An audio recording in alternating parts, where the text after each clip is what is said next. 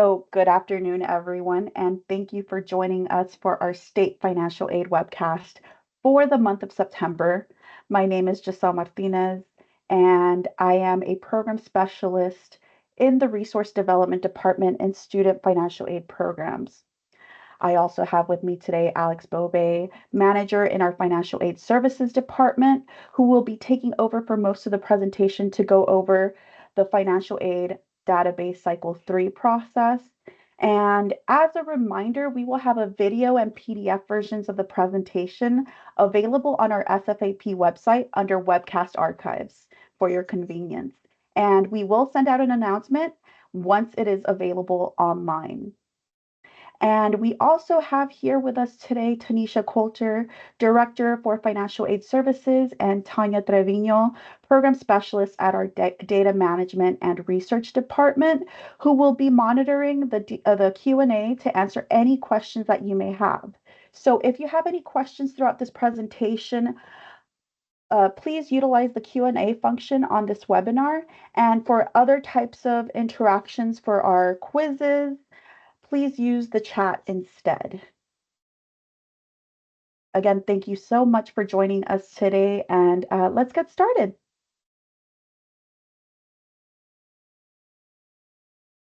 All right, so let's briefly go over the topics of discussion. It's going to be a lengthy and informative webcast going over today's FAD process. We're going to start with an overview of the process as a whole, and then we are going to be moving on to reporting essentials.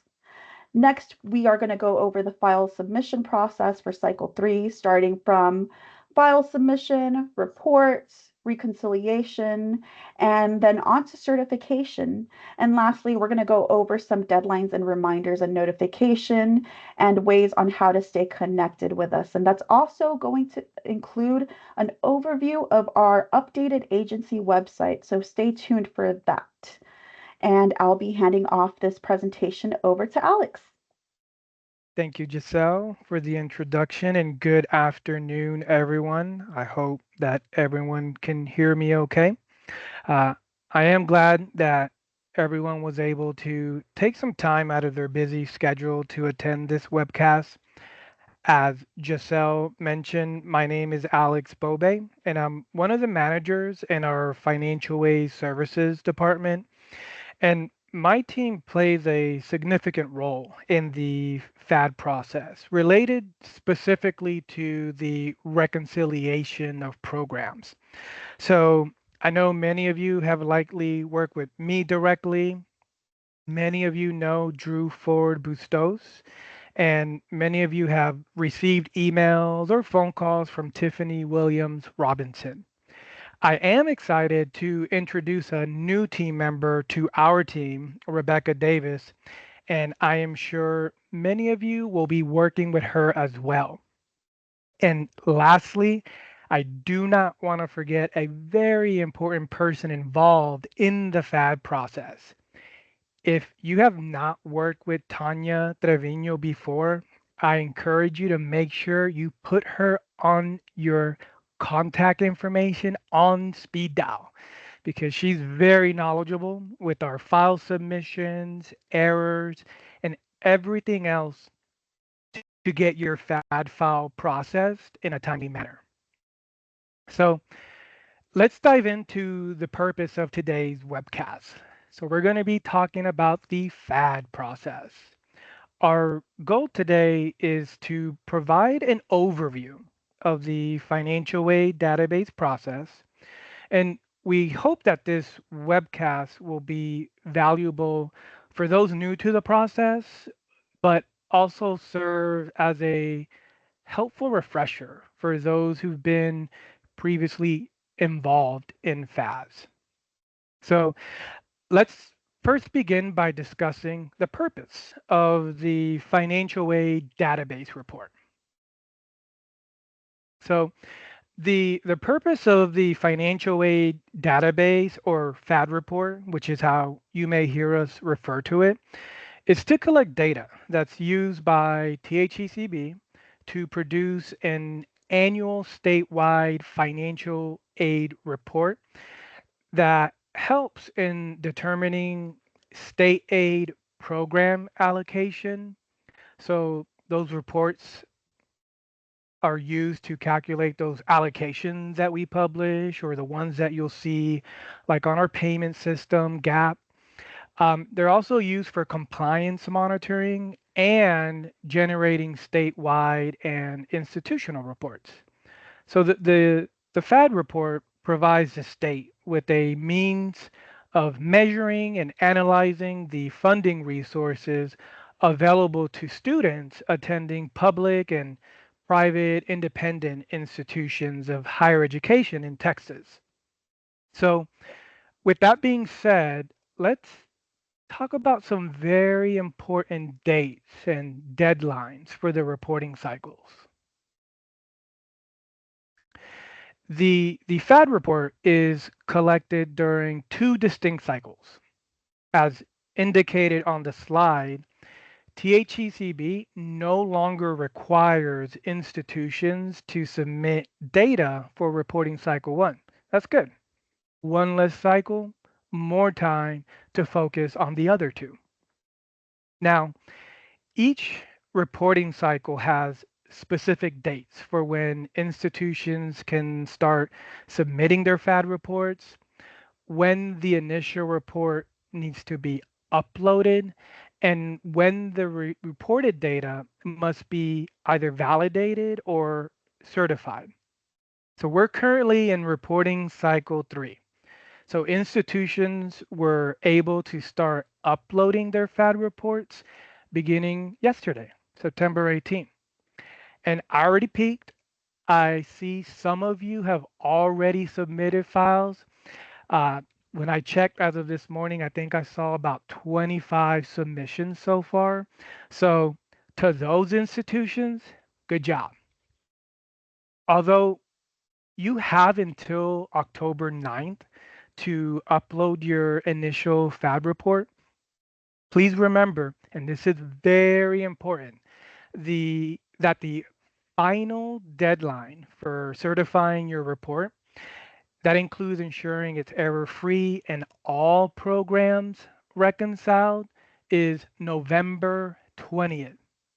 So this is just before the Thanksgiving break.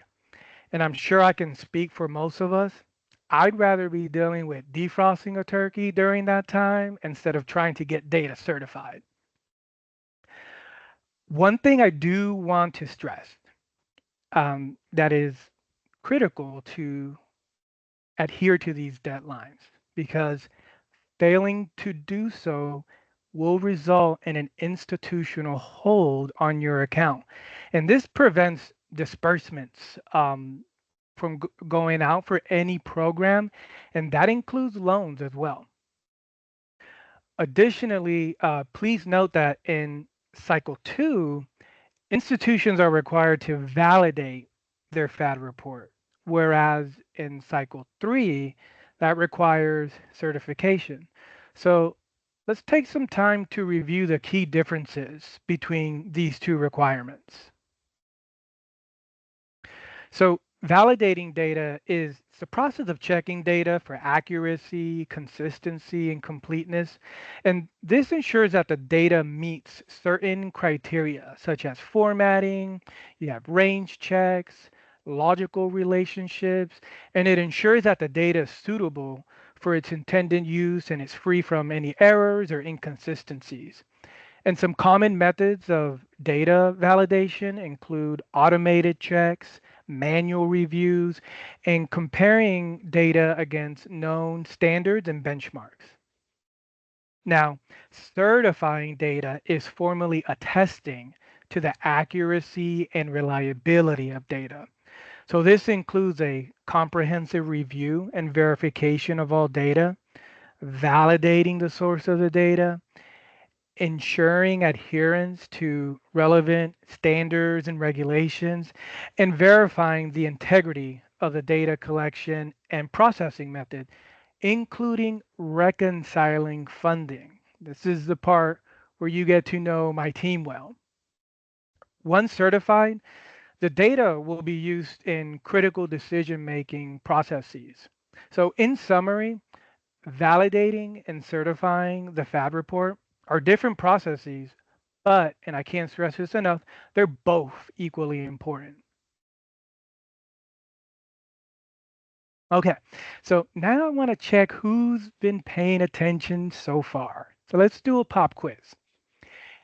If you can enter your answers in the chat once you're ready, but I'm going to go ahead and read the question.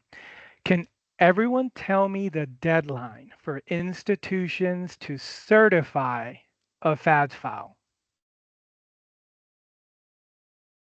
Okay, I'm starting to see some responses. I'm seeing a lot of the correct answers. I'll give you a couple more seconds just to get your answers in there. Okay, let's reveal the answer because I'm seeing the correct answer. So if you answered B, pat yourself on the back. This tells me that you guys are one step prepared to meeting that deadline. The date to have your FAD files certified this year for cycle 3 is November 20th. This date feels like it's far away, but it sneaks up on you. Trust me. So make sure you mark your calendars. So now that we've gotten the pop quiz out the way, I want to dive into some reporting essentials.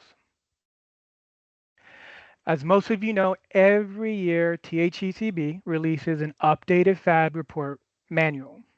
At this point, I do hope that everyone attending this webcast has downloaded a copy of it. The form, or I'm sorry, the report has been revised.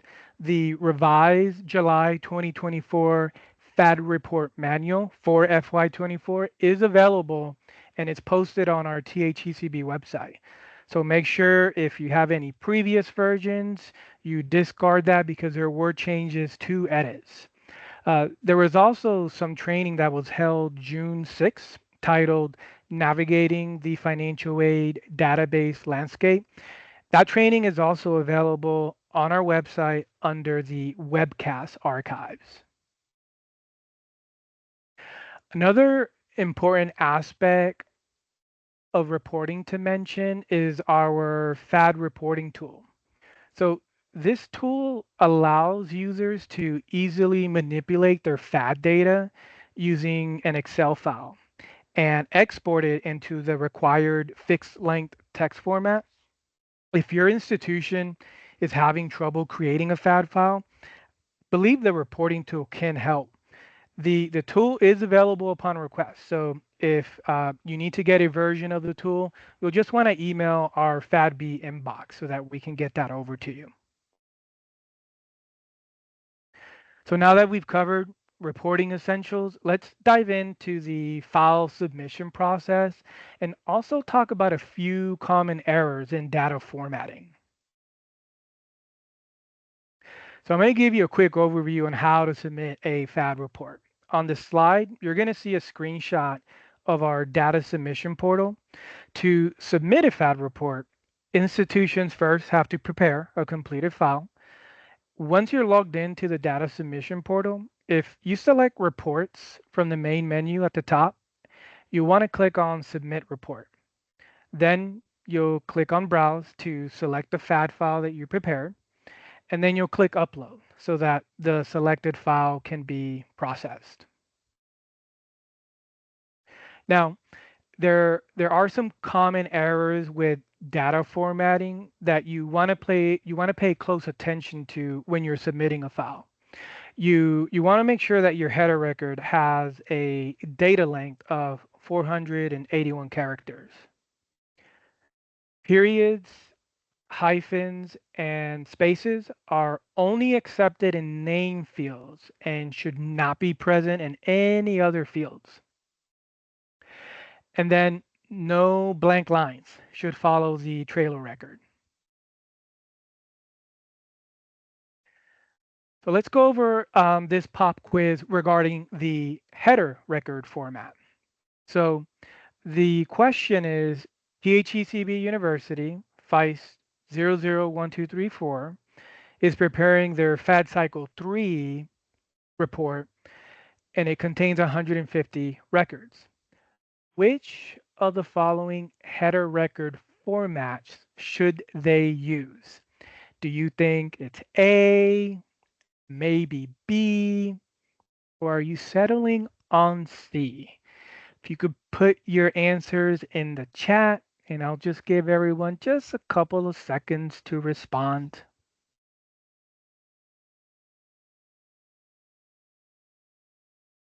Okay, let's go ahead and reveal the answer. So if you answered B, you are correct. If you look at B, you'll notice that it first starts with HY2K. That's the file label ID. Then it's followed by the institution 6-digit FICE code, then the data identifier FAD001, which tells our system that it's a FAD file, and then that's followed by the reporting cycle and the reporting year. Next, you'll see the letter C.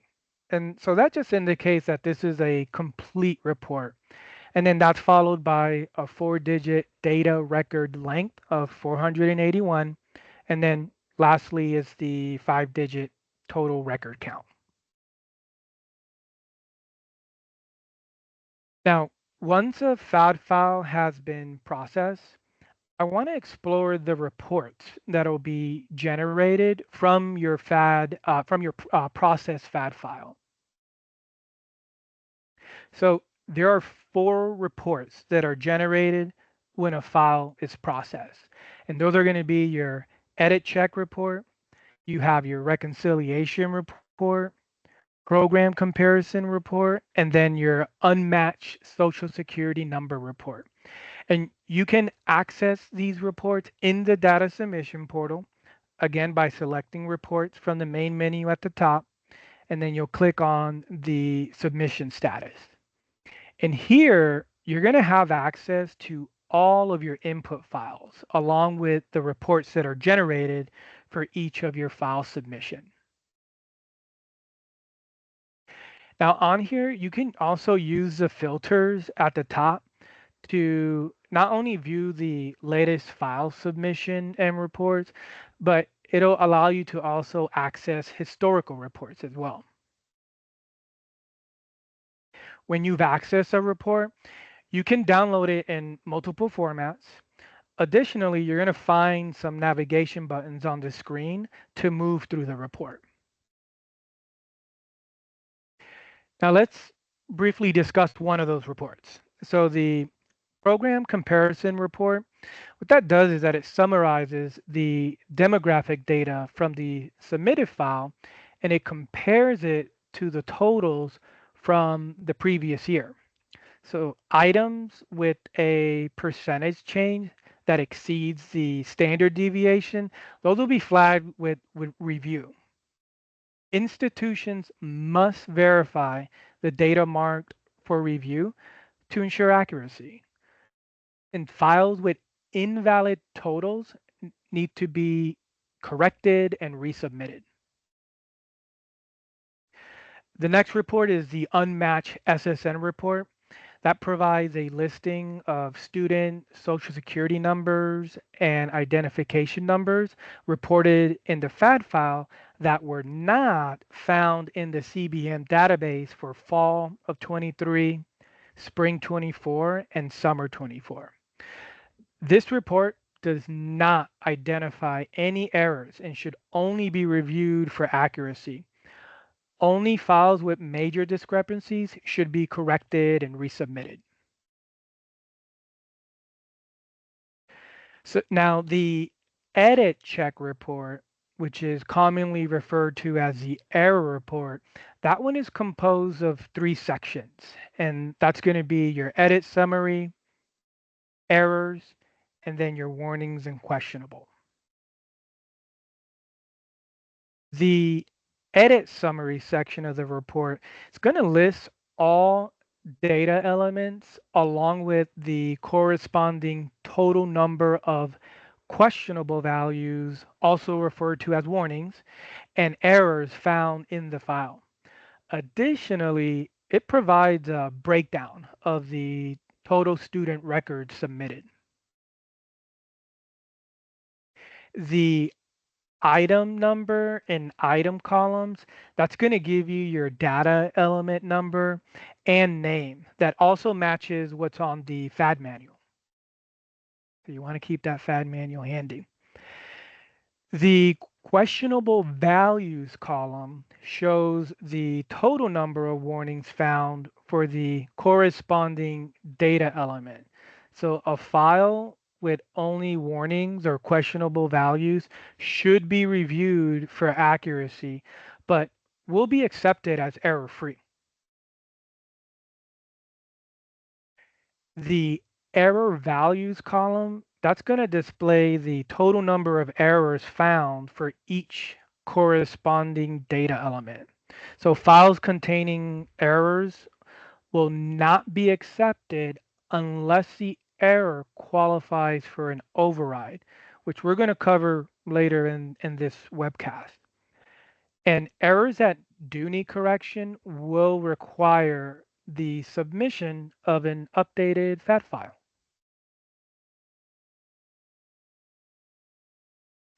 The error and warning or questionable section, that's going to provide a student by student listing of all data records with errors and warning or questionable values. Okay, so now I want to spend a few minutes discussing some of the common errors in data elements. For data element 33, you should report a student's classification at the beginning of the academic year. So let's consider this example. Sarah was enrolled in AB College as an undergraduate student in the fall of 23. She graduated and began her first semester as a graduate student in the spring of 24. So for 33, Sarah should be reported as 1, which denotes an undergraduate student. For data element 42, you should enter the code that identifies the highest enrollment status for the student during the 23-24 academic year. So to give you an example, let's say Marco was enrolled half-time in the fall of 23 and full-time in the spring of 24. Therefore, Marco should be reported as 1, which represents full-time, which is his highest enrollment status for the academic year. Now for data elements 99, 100, and 101, you should report the total number of semester hours the student attempted for each applicable semester. Keep in mind that these fields should align with what was reported in data element 42, which we just went over. So let's go over this example. Sydney's student record shows the following data. For data element 99, 7 hours. For 100, 14 hours. And then for 101, 6 hours. So based on this data, Sydney should be reported as 1 full-time in data element number 42. And that's because the highest value reported in data elements 99, 100, and 101 was 14 hours.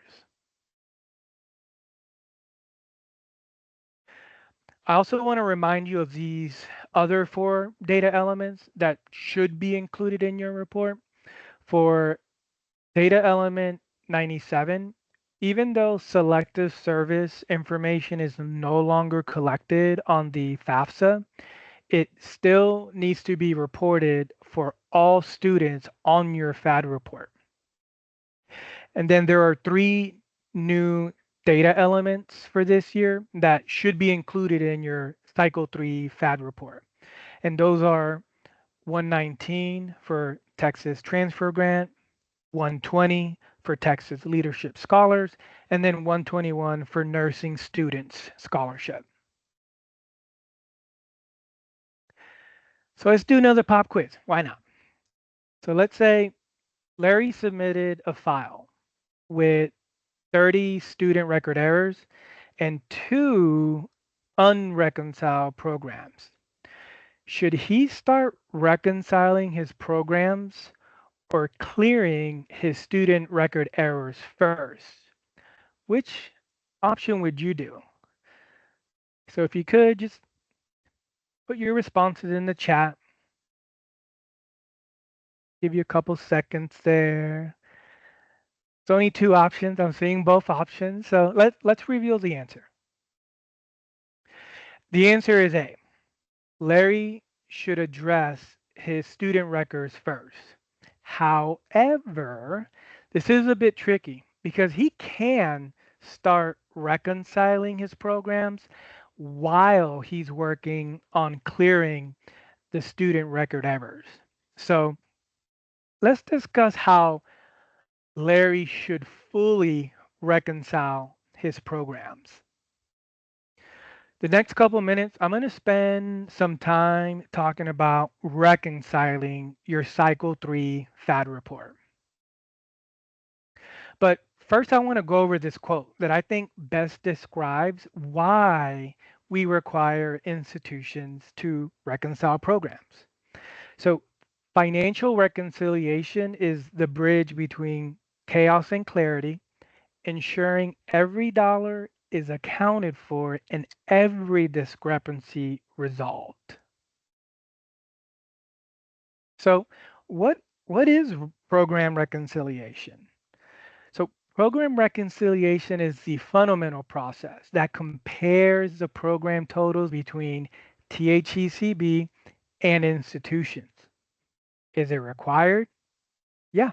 Reconciling programs, I should say, is required when student counts and encumber funds reported by the institution don't match THECB's data. When can institutions reconcile programs? Once a file has been processed, institutions can begin working on reconciling their programs by downloading their reconciliation report or recon report from the data submission portal. And this report will highlight program totals that require review and will give you an understanding of what your program totals are in comparison to THECB program totals. So let's review the reconciliation report or recon report as it's referred to in the data submission portal. When you've accessed the recon report, it's going to look like the screenshot that you see on this presentation. The item number column shows the data element number for the corresponding program, which again also matches the FAD manual. The recon report is a comparison of program totals reported by THECB and the institution's FAD report. The last column on the report is the reconciliation notification column. So if there's a program that needs to be reconciled, you're going to see the word reconcile in that program's row. So if at this point you do identify programs that has the reconcile label on the recon report, I want to discuss the steps that need to be taken so that we can get a program to show cleared on that recon report. So first, one of the steps that I think needs to occur when you do identify a program that needs to be reconciled is to determine which source of data needs to be updated. So if it's determined, let's say that the program totals reported by the institution in the FAD file needs to be updated, then the institution, they'll need to correct their FAD file and then they'll need to resubmit it. That way, the system can generate a new recon report. And then you'll be able to check the recon report again to see if the program or all the programs are cleared of the reconcile message. So let's go over an example that kind of matches that. Let's say AB College reported 50,000 in Texas College Work Study on their FAD file, while THECB reported 60,000 on our database. So after review, it's confirmed that AB College, they reported the incorrect amount on the FAD file.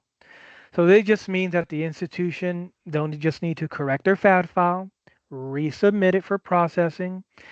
At that point, a new recon report is generated, and then the report should show that the program no longer needs to be reconciled. Now, if it is determined that the adjustment needs to occur on the THECB side, then institutions can submit a request to have the data on the THECB database updated by using one or both of the following forms. And that's going to be your FY24 FAD reconciliation form, which is used for grants and special programs, or the FY24 student loan detail report, which is used for the loan programs. So let's talk about the reconciliation form first. So this is the form that's used, as I mentioned, to update program totals for grants and special programs. And for FY24, there were some changes to the form. So we've added a couple programs, Texas First Scholarship, Texas Leadership Scholars, and then the Texas Transfer Grant. And not sure if you can see through the picture because it might be a little small, but we removed the loan programs since the request to update loan programs will now live inside of the student loan detail report, which we're going to discuss here in a couple minutes. When you're completing the reconciliation form, one of the first things you want to make sure you do is you want to complete the institution information section. You don't want to leave this blank because this will result in the form being rejected. So you want to ensure that you add your institution's name, your FICE code to that form. I know it seems like a small mistake, but it is common, so I just wanted to bring it up. To update a program student count or the amount, you first want to find, of course, the program that needs to be updated on the table of the form, and then you're going to enter the difference between the total derived by THECB and the total in the institution's FAD file. And remember that you can use your latest recon report to also calculate those differences. Now, it is important to know that when you're entering data on this form, please ensure you're inputting the differences in the specified fields rather than the total amounts for the program. Again, just a common mistake that we frequently encounter. If you are requesting any change to a program, it is required that you also give an explanation. Your form will be rejected if this field is left blank. And the explanation should just give us just enough information for us to just to understand why you're requesting those changes. Now, once you're done with the form and it's completed, any changes that you requested on the form will also need to be captured on GAP. And so to do this, you'll log into the GAP system, you'll click on the request tile, which is the same tile that you guys use when you're requesting payments, but at the top, you're going to see some request buttons. So if you are reducing your amount totals because funds, let's say, need to be returned, then you'll want to click on the return of funds button. And that's going to bring up the return of funds request screen. And in that screen, you're going to enter the amount that will be returned. You're also going to include your explanation in there. And if you do need to reduce the student count because of the return, then you can enter that number in the student field to decrease the student count. If you just need to just increase or decrease the student count only to any one of the programs, then at the top again in those request buttons, you're going to select the update student count button, and that's going to take you to the student count adjustment screen, and you'll just fill out the screen to get that request submitted. So I want to check and see if everyone's still with me. So we're going to do another pop quiz. So let me go ahead and read it out. So AB College reported TEOG amounts of 5,000. THECB reported 1,000. After a review, it's confirmed that AB College, they reported the correct amount and an adjustment needs to be made with THECB. So how should AB College report these changes on the FAD reconciliation form? So there on the screen, you see a little snapshot of the reconciliation form with different answers. If you could, in the chat, just select the one you think is correct. And I'll give you guys just a couple seconds if you're still with me. Okay, I'm seeing some responses. I'm seeing the correct response, so let's reveal it. If you answer B, you're correct. So the THECB $1,000 amount total, it was higher than the institution's total by 500. So on the form, the institution should enter the difference of 500 in the amount field. And then for the action, you're going to select decrease to get our total down to match the institution's amount. So good job, everyone. Now, before I move on to the loan reconciliation piece of this webcast, I do want to review a few key guidelines for institutions participating in the work study student mentorship program. So institutions choosing to participate in both the Texas College Work Study and the mentorship program must disperse a minimum of 25% of their allocation to students participating in the mentorship program. Texas College Work Study and mentorship programs must be reported in the FAD file, and institutions are responsible for ensuring that they met the 25% minimum for the mentorship program. Since THECB only has information for the Texas College Work Study program, that means that the mentorship program will require reconciliation.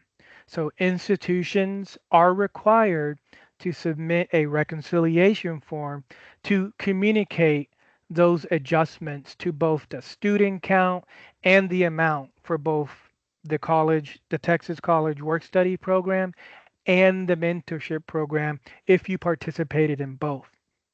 And something I do want to point out, do not report FY23 funds in your FY24 FAD file. So only FY24 funds should be reported in the FY24 FAD file to ensure accurate financial tracking. So I hope this provides some clarification about reconciling our work study programs. Okay, So now let's discuss loan reconciliation. So the student loan detail report, that's going to provide you with a comprehensive record of all loans dispersed to an institution during the fiscal year. If adjustments are required, then institutions can update the program totals on this report and submit it to the THECB. Now, to access this report, it hasn't changed from last year. You'll want to log into the Move It system, and under the Home folder, you're gonna go into the FADS output folder to access your student loan detail report. Now, the report is broken up into 5 worksheets. So the first worksheet is the instructions worksheet, and that outlines the steps for completing the report. So you'll want to read this section carefully, especially if you're new to the process. And even if you've done this process in the past, there have been some minor changes. So you'll just want to check out the instructions just to make sure that you capture those changes. The Cal worksheet is where discrepancies for the college access loan program can be reported by the institution. And then the same thing can be done in both the forward and task worksheets. There's a new worksheet that simplifies, I think, the loan reconciliation process a little. So institutions no longer need to use a separate form to request changes to these programs. The loan reconciliation form worksheet will automatically update program totals based on the data that you're entering in the other loan worksheets. So it calculates changes and provides updated totals so that manual entry of differences is not required. So always review this worksheet to ensure that you agree with it, with the final program totals, even if no changes are needed. So I want to dive in and review each worksheet. So when reviewing each loan specific worksheet, be sure to examine each student record provided by THECB for accuracy. If the gross amount reported by THECB does not match your records, then you can add the correct loan amount under the amount reported for cycle 3, and then you'll want to provide the reason for the difference under the explanation column. If a student needs to be removed from the fiscal year, then you'll just simply enter 0 under the amount reported for cycle 3. And then, of course, make sure to provide an explanation. If no updates are needed to the student record, then just leave the cell blank. The amount to be refunded to THECB column should only be completed if you determine that a refund to THECB is needed. If data is reported there, you want to remember to also make sure you submit a return of funds form and then use our EFT instructions to return the funds. So let's review an example.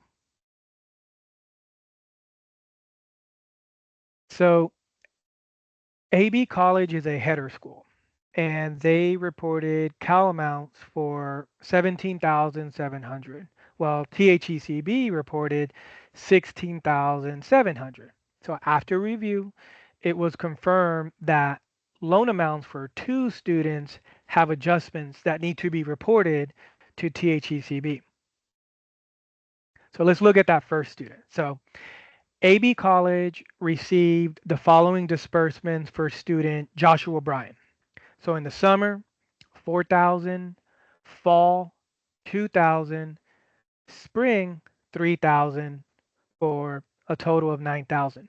And AB College found that THECB is not including summer 2023's disbursement of 4,000 in our gross amount dispersed to Joshua. So the result is that an adjustment is needed to increase Joshua's gross cal amount to 9,000 with THECB, which you can see on the screenshot there. Now let's look at the other student. So AB College received the following disbursements for student Jane Smith. So again, summer 2,000, for the fall it was 5,000, and then for the spring 3,000 for a total of $10,000. Now Jane Smith had an over award of 3,000 in the spring. So due to this, AB College canceled her spring loan, and the result is that an adjustment is needed to decrease Jane's gross cal amount to $7,000 with THECB, and then a return of funds form needs to be submitted, and then of course the EFT instructions need to be followed to return the 3,000. So again, on the screenshot there, you'll see that example on how it's logged. So now that AB College has completed the necessary adjustments to the relevant worksheets of the report, the loan reconciliation worksheet will automatically populate the information needed to reconcile those programs. So AB College, what they're going to do is they're going to review and confirm the program totals on the loan reconciliation worksheet, and then if there's changes, they'll submit that over to THECB to make those changes. So at this point, once you've completed the reconciliation form and if applicable, the student loan detail report, institutions are going to submit both of those documents to THECB using the FAD reconciliation submission form. And then once THECB has received that and we've updated the program totals, we'll generate a confirmation email that is sent to the institution. And the email is just going to indicate that your program totals have been reconciled, and then you're going to need to resubmit an entire FAD file to update the program totals on the recon report. So now let's move on to the certification process. And while we're focused right now on certification for cycle 3, keep in mind that the same procedures apply to validating FAD report, your FAD report for cycle 2. So as stated earlier, certification is the process of formally attesting to the accuracy and reliability of FAD data. So institutions will receive an email notification when their FAD file ready to be is ready for certification. And this notification, keep in mind, will be sent to the email address used to submit the FAD report.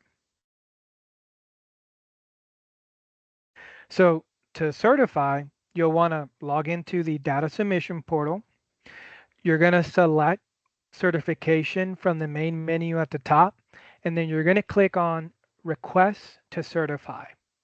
And then you're going to click on the request certification button in the justification column for the most recent submitted report. Before an institution can certify a FAD file, any errors that are remaining, they're going to display on this screen. So if remaining errors are valid, a justification will need to be provided for each item. And when you're submitting your justifications, you have the option to upload supporting documentation for the justification process. You can also enter further comments and the other justifications text box if needed. You can also save your progress and then return to justify errors at a later time. When all justifications are complete, you'll want to click the request to certify button so that you're directed to the certification page. And in the certification page, you'll want to enter the required information. You're going to check the confirmation box. Then you're going to click on the submit button. So certified files are automatically approved if no justifications are provided. Files with justifications will need to be reviewed and approved by THECB first. So once the certification request is approved, the institution will receive a confirmation email, which is what you see on your screen there. And at that point, this should not only conclude your FAD process, but it also concludes my portion of the webcast. And with that, I'm going to go ahead and pass it to Giselle. She's going to go over some quick deadlines, reminders, and notifications. So I do want to thank everyone for your time, and I hope you enjoy the rest of your day. All right. Thank you, Alex. That is a lot of information. Now let's test y'all with another pop quiz. I'm just joking. I'm not going to do that to you all. Let's go over some simple items with our deadlines, reminders, and notifications. And we will be going over our new website in later on in this presentation. But we recently sent out the latest notifications. Yesterday, we sent out a FADS notification informing institutions that cycle three for FADS is open with links to some awesome resources. We also sent out a notification on the user access annual review. Each year, institutions are required to verify a designated list of user accounts through this review, and this just ensures that only authorized personnel have access to THECB web portals. On the 11th, we sent out a draft of the 25-26 TASFA. We are inviting institutions to send us their feedback on these drafts, and the deadline to do so is on October 9. On I apologize. It is on the 30th of this month. Now, on August 27th, we sent out updates, reminders, and resources highlighting items such as the comptroller closure, requesting funds, and resources like our fall 2024 calendar and our nursing student scholarship program fact sheet, and a reminder on our FY 2025 program guidelines. As for reminders, we will have another informative webcast covering the new Nursing Student Scholarship next week. And THECB will also be at the TASFA conference next month. So make sure to look us up on the conference itinerary. There are going to be 3 interest sessions. The first one is THECB updates. The second one is an overview of Texas loan repayment programs. And the last one is a maximizing opportunities interest session, which is an overview of state financial aid resources. As for our upcoming deadlines, TASFA feedback must be submitted by September 30th, and institutions must submit a user access institutional roles review and survey by October 4. And an initial FAD file for cycle 3 must be submitted by October 9. And the state campus-based report must be submitted by October 18. And here are some ways that you can stay connected with us throughout the FADS process, starting with our agency website, which has gone through some major changes. Previously, you needed to dig through our website to find our SFAP website. Now, the navigation menu has been updated to where you can easily find us and any other information that you may need. Web page designs have also been simplified, making it easier for users to navigate and read through. Now, to find us, you will need to hover over the financial aid section in the navigation menu, and a dedicated menu of SFAP resource pages will open up. Let's go over a few of them. The first item is the overview page, and this is our new Stay Connected page where you can find resources on our institutional calendar, links to subscribe to the SFAP listserv and request training, the Financial Aid Advisory Committee information, and view our SFAP published memos. Old pages such as our grant and loan programs page and our work study and scholarship pages have not changed, but are now accessible through the navigation menu.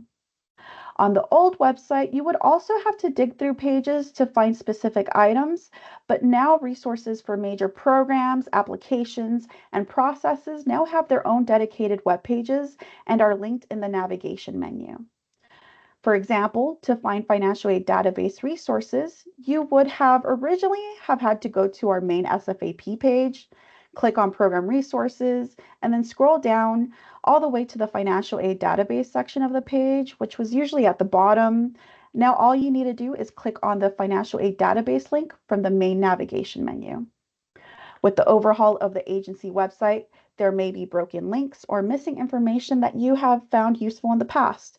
If you find something is out of place or you find a broken link, please submit a contact us request so we could look into it. Due to these changes, your bookmarks may not lead to active pages anymore, so please check your bookmarks. A key component to ensuring you submit and certify a file on time is to keep a line of communication open with us.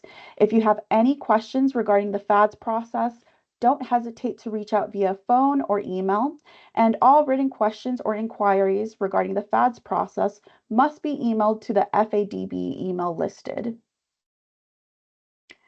And we ask those of you who do not have any pending questions waiting to be answered to take a few minutes to fill out this short 4-question survey on how we did today. And let me see if there's any other unanswered questions in the chat. Are we good to go, Tanisha? Awesome, awesome. So as a reminder, we will have a video and PDF versions of the presentation available on our SFAP website under Webcast Archives for your convenience. And we will send out an announcement to be sent once it is available online. Once again, thank you so much for attending our webinar for the month of September and enjoy the rest of your day.